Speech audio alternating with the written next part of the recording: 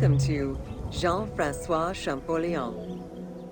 Between the 5th century CE and the Renaissance, knowledge of hieroglyphs was entirely lost.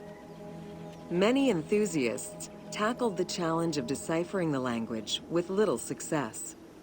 Some groundwork was made with various researchers identifying names and some grammatical structure, and confirming that cartouches were markers for royal names.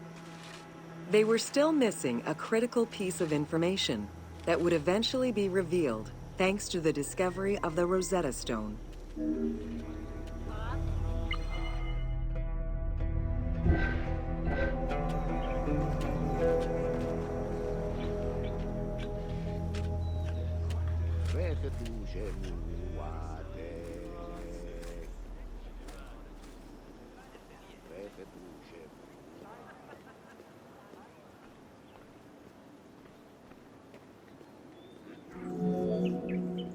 The Rosetta Stone was found in 1799 by Bouchard, a soldier in Napoleon's army. The stela dates from 196 BCE, written in ancient Egyptian and Greek with 3 scripts: hieroglyphics, Demotic, and Greek alphabet. Following the defeat of Napoleon Bonaparte in 1801, the English took possession of the stone. It has been at the British Museum since 1802 and remains the most visited object of the museum to date.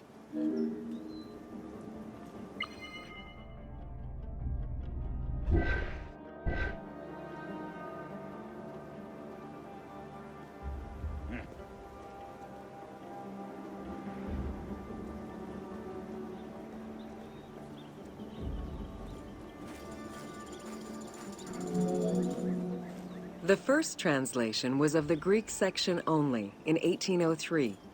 It detailed a decree of Pharaoh Ptolemy V, reminding the citizens that their pharaoh had led Egypt to prosperity.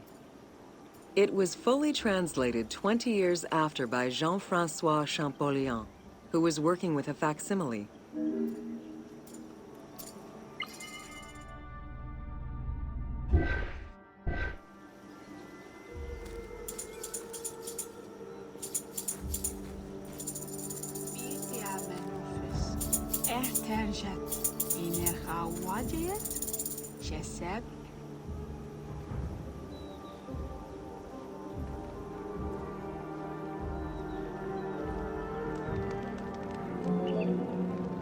Through his studies of the stone, Champollion was able to make a critical observation that would unlock the whole mystery: that hieroglyphics were not only ideograms, but also phonograms.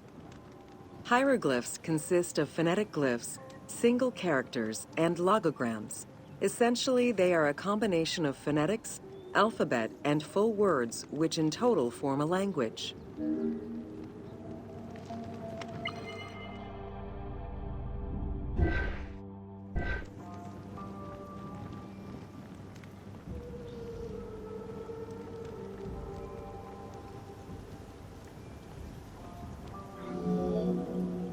While studying the stone, Champollion realized that there was a difference in the number of hieroglyphic characters in relation to the number of Greek characters for the same word.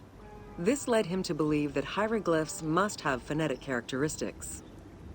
This was the first step to unlocking the Rosetta Stone's secrets.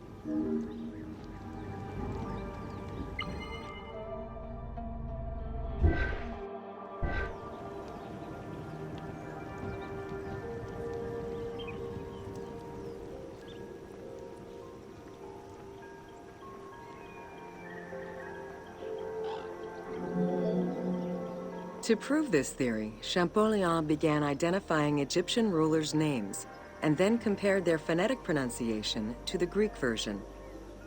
For example, Cheops had been the Greek name given by ancient chroniclers to the owner of the Great Pyramid, Khufu.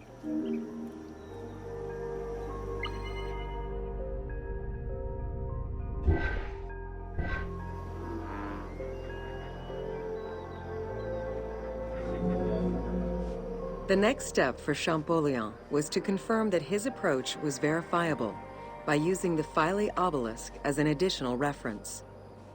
Engraved in the obelisk are two inscriptions in Egyptian hieroglyphs and Greek. Once he confirmed the names of Ptolemy and Cleopatra within these texts and confirmed the same phonetic patterns as on the Rosetta Stone, Champollion knew he was on the right track.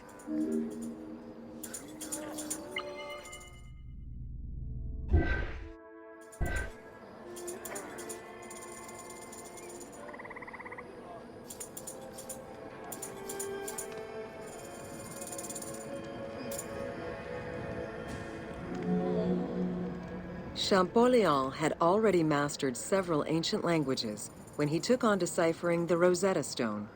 He used his knowledge of Coptic to identify the solar disk hieroglyph on the obelisk as the phonetic translation of Ra. Further translation only strengthened his conclusion.